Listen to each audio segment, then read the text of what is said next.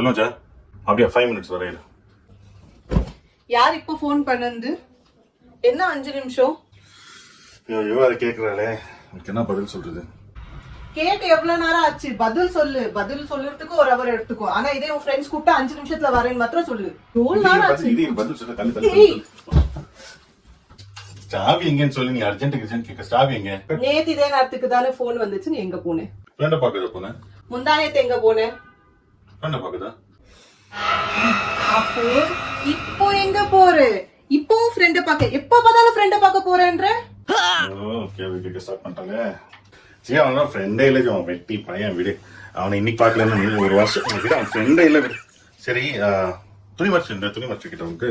உனக்கு டெய்லி நான் சொல்லணுமா? உனக்கே தெரியாதா? போன் பண்ணா வர முடியாதுன்னு சொல்ல முடியாது உன்னால? ஜிவி அதான் சரண்டர் ஆயிட்டல, விட்டுட.